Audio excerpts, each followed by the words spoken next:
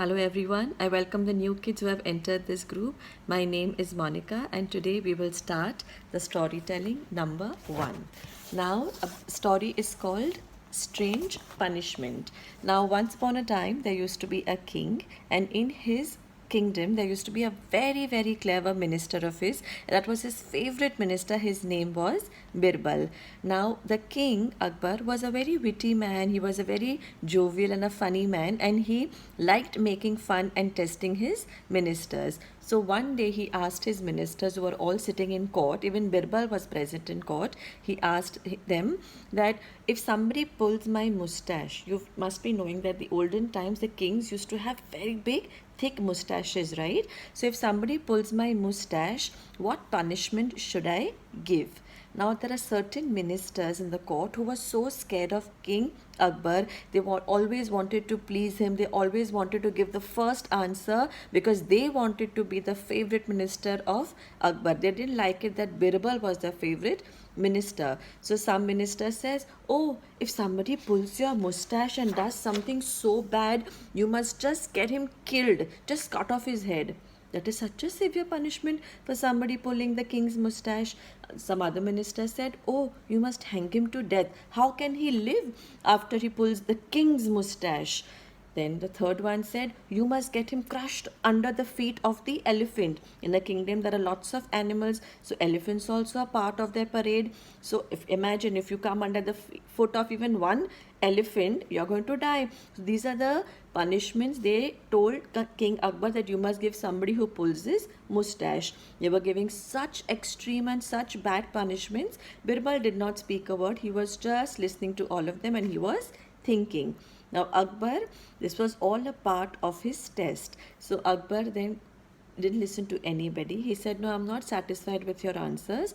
And he asked Birbal, why are you so quiet? Please, what do you think? What should I do? Like, what punishment can I give? So Birbal, after some thought, he is saying, King Akbar, who will pull your mustache? We ministers don't have the courage. If we ministers are closest to you and don't have the courage, nobody from the common public is going to do that. Your wife will never do that. Only the charming prince, that is your son, can do that.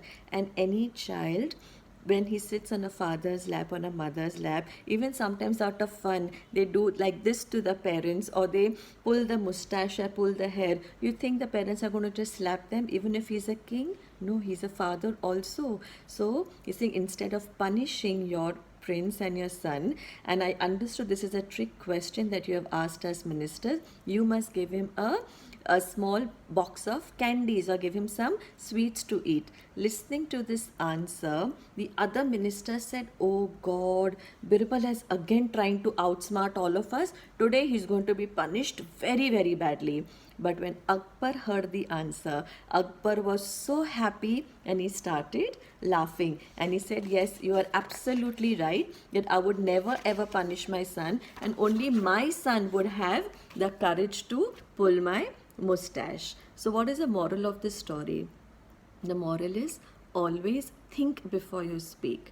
Means, what does it mean? Sometimes, in school, sometimes in any class, you are asked a question. You are usually very good at that subject, but you are trying to prove to others that you are better. See, when we try to prove to others, we tend to make a mistake more often. But when we know the answer, when we are confident, let somebody else answer who doesn't know. It doesn't matter. Speaking first is not important. Speaking right is important, right? So if you sit on your parents' lap and if you are making tickling your parents or tickling your dad, or you are pulling his hair and you're having this fist fight or something, and if your dad or your mother really gets hurt, you think they're going to punish you for that? No, it's all out of love that you're doing, right? They're also doing it out of love for you, right? So always use your head before you speak. Do you understand? That is the moral of today's story. I hope you have liked it. And I have one small assignment for you,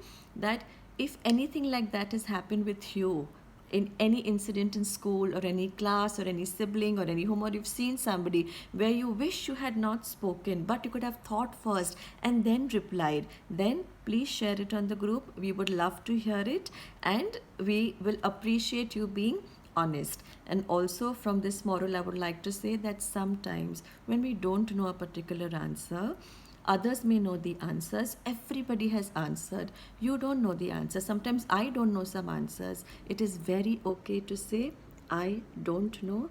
Please, could you tell me the answer? I don't know is also an answer. And when we say, could you please tell me what is the answer, that means I am open to learning. It is not about my ego or my pride. The 10 children know, 10 of my friends know where to go, what to do, how to get this kind of a solution, but I did not think of it. That doesn't make me clever or doesn't make me dumb, right? So don't assume that by not knowing something, you become dumb. So you must say, I don't know. Could you teach me? Having an open mind is better than not speaking or being egoistic. Okay, I hope you like it. Bye.